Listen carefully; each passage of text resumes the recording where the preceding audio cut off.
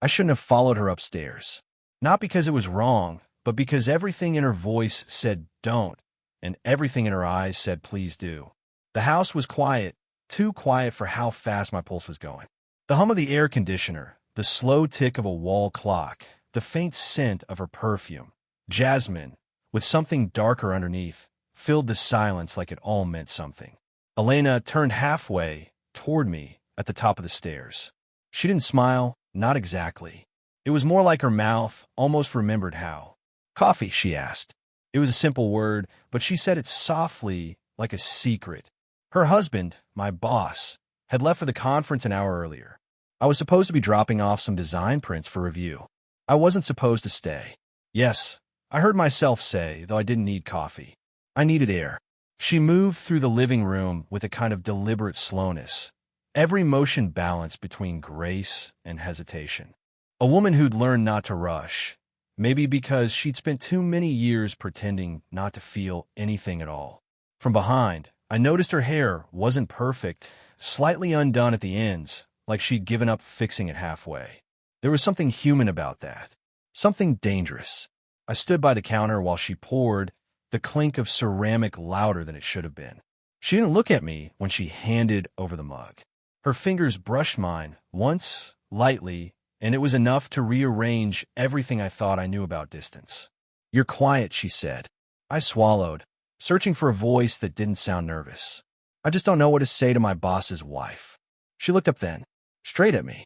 Her eyes were pale gray, sharp, and soft all at once. "Then don't say anything." Her words didn't sound like advice, more like permission. The silence that followed didn't feel empty. It felt full. Too full. Like the air had thickened between us, waiting for someone to break it. She leaned against the counter, arms crossed, one hip slightly tilted. "You're working with Daniel a lot lately?" "Yeah," I said. "He's been letting me handle some of the client shoots."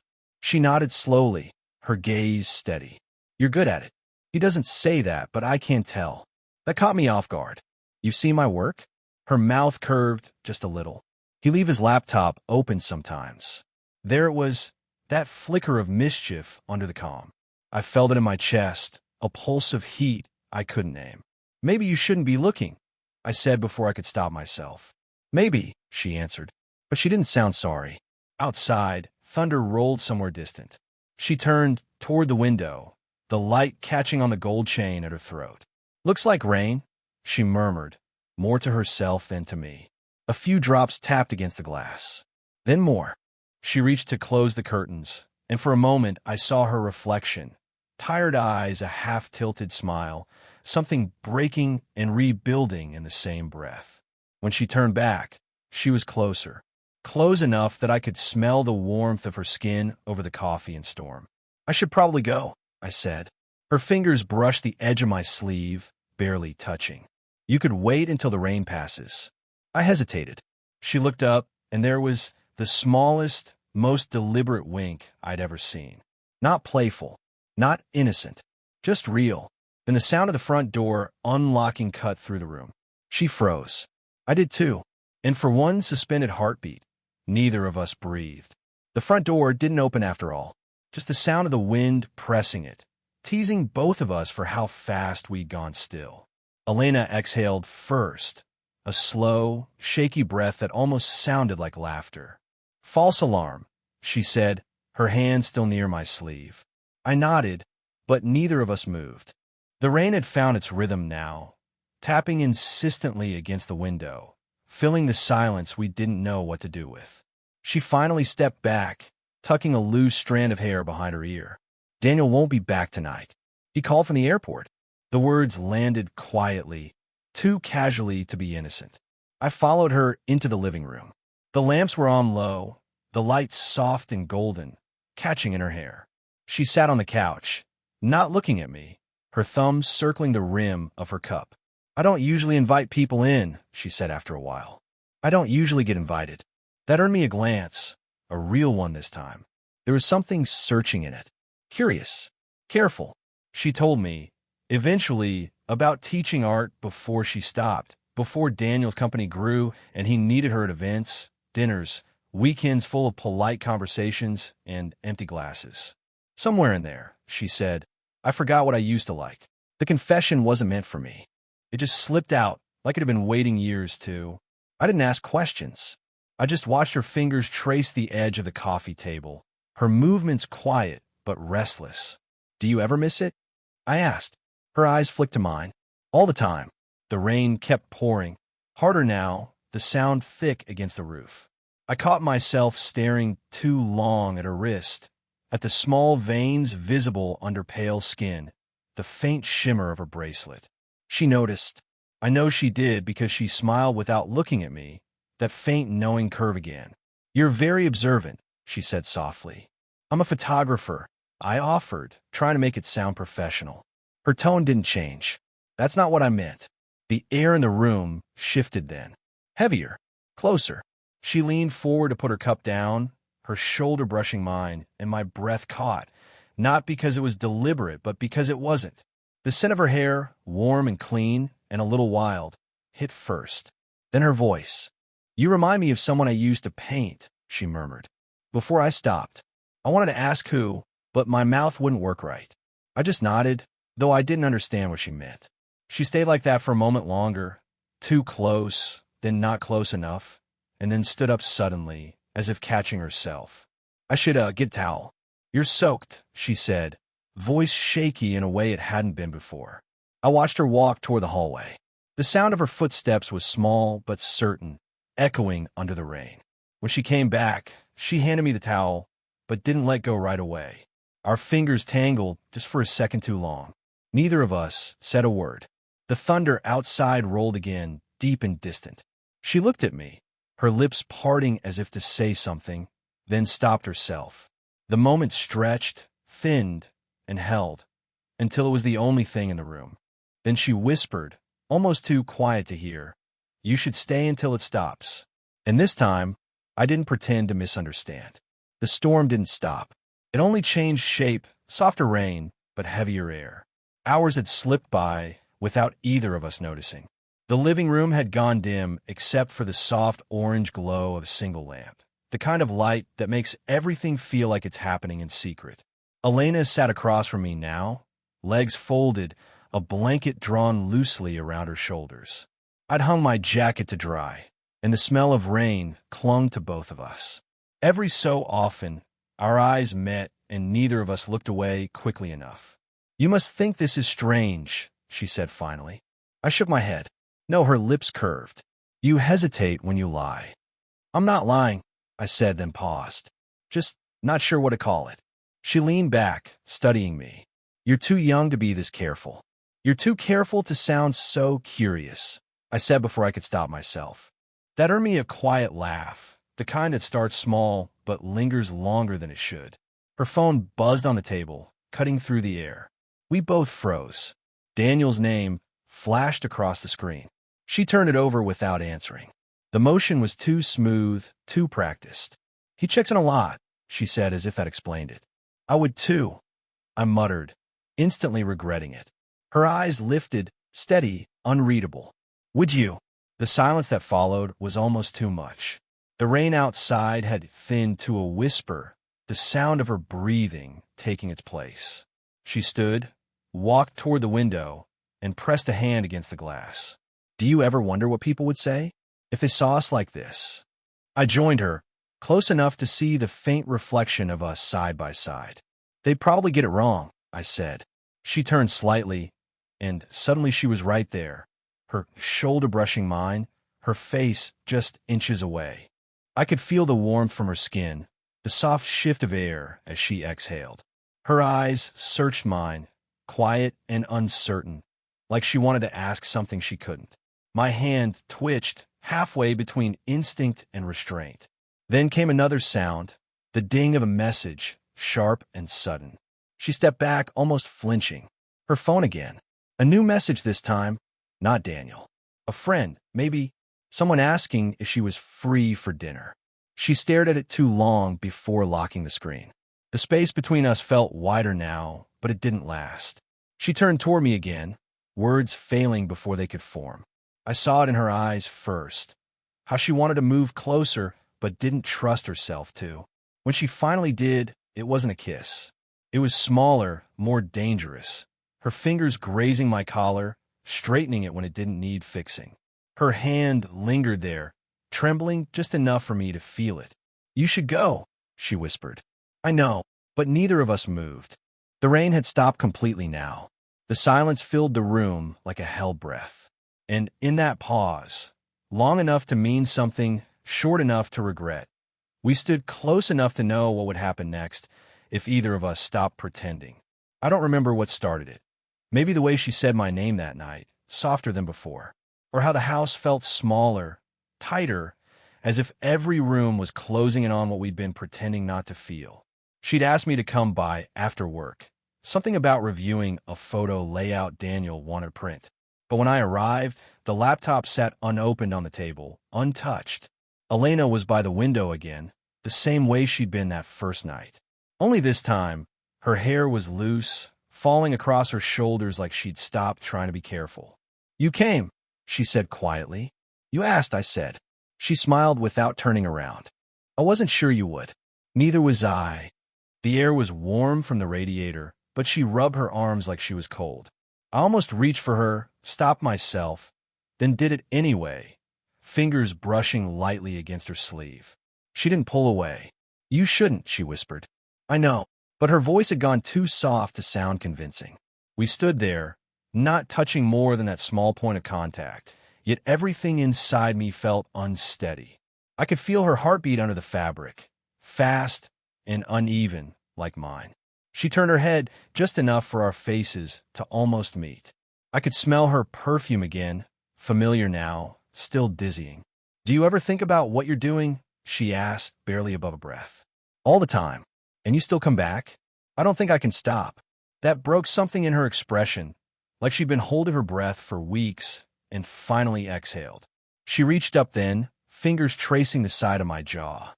A slow, trembling movement that didn't feel rehearsed. "I keep telling myself it's just curiosity," she said. "That it's nothing." Her voice cracked on that last word, and that was worse than anything she could have confessed. The room was quiet except for our breathing. My hand found hers before I could think better of it. "Elena," I said, but her name came out rough, unsteady. She looked at me then, really looked, and something in her eyes shifted. Fear, maybe, or surrender. Her lips parted. "This isn't fair to you." "I'm not asking for fair." She blinked, and that was it, the small, wordless moment where everything tilted. She stepped closer, her hand on my chest now, her forehead almost against mine. I felt her breath, warm, uneven, tasting faintly of wine and hesitation. "Tell me to stop," I said. She didn't. Her fingers slid up, brushed through my hair, lingered at the back of my neck. Every second stretched until it didn't feel like time anymore, just pulse and skin and everything unsaid between us. Then the front gate creaked. A voice outside. Daniel's. Elena's hand froze midair. She inhaled sharply, eyes wide, lips still inches from mine. The sound of keys. The door handle turning. She whispered, barely audible, "Don't move." And for the second time in her house, we forgot how to breathe. The keys rattled in the lock, but the door never opened. Just a pause. Then a voice, muffled through the wood. "Elena? You home?" She froze, one hand still against my chest. Her other hand found mine and squeezed. Hard, sharp, desperate. "Yes," she called out, her voice too bright. "Just got out of the shower." Silence. Then the faint sound of footsteps moving away from the porch. The gate creaked again. A car door slammed. The engine faded down the street. Only then did she let go. Her hand slipped from mine like she was afraid of what would happen if it stayed. She turned away, pressing both palms to her face. "God," she whispered. "He forgot his passport.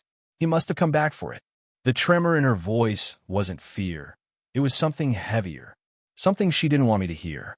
I wanted to touch her, to say something that would fix it, but I couldn't even move. The adrenaline hadn't left my system yet. It pulsed in my neck, in my hands. She finally dropped her hands and faced me. "He didn't come in?" "No," I said. "He didn't."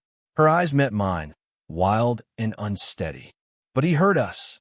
For a moment, neither of us spoke. The rain outside had stopped again, but the quiet didn't feel safe anymore. What if, she started, then stopped herself. No, it doesn't matter. You shouldn't be here. I took a step closer. Elena, don't, she said. Her voice cracked on the word. You don't understand. This isn't about us. Then what is it? She looked away, her shoulders tense. He knows, she said finally. Not about tonight. About before. Before. The word hung there, heavy and sharp. What before? She hesitated, then turned toward me, eyes glassy, the truth pushing its way out despite her. You think you're the first, don't you? The first one who made me remember I still exist. The admission hit harder than it should have. My chest tightened. So, she stepped forward, cutting me off. No, you're not just anything. That's the problem. Her hand hovered near my arm, but didn't touch. Her voice trembled now. He found messages once. Not yours. Someone else's. I swore it was nothing, that it wouldn't happen again. It explained everything. The glances, the restraint, the way she always pulled back just when it felt real. I exhaled slow. And yet you asked me to stay. Her answer was barely a whisper, because I couldn't stand how quiet it got after you left. Something in the air shifted again, fear tangled with want, regret wrapped around need. She reached out, fingertips grazing my wrist. If you stay now, she said, it changes everything. I think I already did. Our eyes locked. The space between us shrank again. She didn't step back this time. And just as I leaned in, half choice, half gravity, she whispered, then don't make me stop you. The house felt too small for both of us.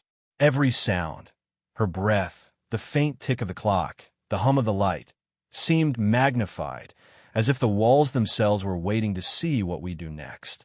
Elena stood by the window again, her back to me. Her reflection in the glass looked calm, but her hands gave her away, fidgeting, restless, unable to stay still. I told myself I'd never do this again, she said quietly. Never let anyone that close. Her voice cracked halfway through the sentence, not from weakness, but exhaustion, the kind that comes from carrying the same guilt for years. You didn't, I said. You stopped yourself. She turned, eyes narrowing, not in anger, but disbelief. You think this is nothing? You think standing here with you feels safe? I didn't answer. I didn't have to, because she took a step closer, then another. The scent of her perfume, warm, faintly sweet, folded around us again, and I could feel the electricity between us shifting from denial to inevitability. You make it sound easy, she whispered. It's not. She laughed, low and broken. No, it's not. When she reached up, her fingers brushed the side of my face, tracing the edge of my jaw like she was memorizing it. I leaned into her touch without meaning to. Her eyes searched mine, and something passed between us. Fear, hunger, apology. I don't want to hurt anyone again, she said. You won't, I promised, even though we both knew promises were dangerous things to make here. Her thumb rested just beneath my lip, trembling slightly. You're young. You'll wake up one day and wish you hadn't. Maybe, I said, but right now I don't. She closed her eyes, as if that would make it easier. I moved closer, so close our foreheads touched. Her breath hitched, mine followed. The space between us, weeks of hesitation, near misses, and silence, finally disappeared. And then she whispered, if I kiss you, it won't stop there. I know. Her hand slipped to the back of my neck, her fingers tightening, not pulling me in but holding me still, as if deciding whether to save us or finish what we'd already started. Seconds stretched, bending time, until she finally opened her eyes. Something in them had changed, softer, resigned. I can't, she said, her voice almost breaking. Not like this. I swallowed hard. Then say it. Tell me to go. She didn't. She just shook her head, a tear catching the light before she wiped it away. I don't want you to. For a moment, we stood there, suspended between wanting and restraint, breathing the same air, hearts out of rhythm, but beating the same way. Then she stepped back, her hand sliding away slowly, deliberately. Maybe wanting it, she said, is enough. I nodded, though it felt like defeat. Or maybe mercy. And in that charged quiet, where neither of us reached again, something unspoken finally settled between us. Truth, not touch. We understood each other completely, and that was what made it hurt the most. It had been 3 weeks since that night. 3 quiet weeks of unfinished messages, half-written drafts, and dreams that felt too much like memory. I told myself it was better that way, cleaner. I'd stopped passing by her street, stopped waiting for her to call. But sometimes, late at night, I'd catch myself replaying the sound of her voice in the dark, soft and certain. Maybe wanting it is enough. And yet, wanting it hadn't stopped. When I finally saw her again, it wasn't planned. The gallery downtown was hosting a charity exhibit, and I was shooting the event. I just turned from the main hall when I saw her across the room, standing by a painting, hands folded loosely, wearing a quiet smile that reached only halfway up her face. For a moment, I couldn't move. She looked different, lighter somehow, but when her eyes met mine, everything from that night came rushing back. I started to turn away, but she shook her head, just slightly, like she wasn't ready for goodbye yet. So I went to her. "Didn't think I'd see you here," I said, trying to keep my voice steady. "Daniel's on another trip," she said, almost teasing, but there was something softer beneath it. "And they asked for volunteers. I thought I'd feel useful." Her tone wasn't offensive, just honest. "You do," I said. "You always did." The words came out quieter than I meant, and for a second, she looked like she might cry, or laugh, or both. "You're still too kind," she murmured, "and you're still too hard on yourself." The silence that followed wasn't awkward this time. It was calm, safe. The exhibit lights dimmed slightly as the next speaker took the stage, but we stayed where we were. Close, but not too close. Her hand brushed mine once, an accident, maybe, and then stayed there. "Sometimes," she said after a long pause, "I think about that night. Not what almost happened, just the quiet after." I nodded. "Me too." She smiled then, a real one, the kind she hadn't worn before. "You know, I started painting again." "Yeah." She nodded. "Nothing big. Just try to remember how to see things." I couldn't help smiling. "That's funny." "Why?" "Because I stopped trying not to." Her eyes flicked up to mine, searching for meaning, and when she found it, something in her face softened completely. She stepped a little closer. "So what now?"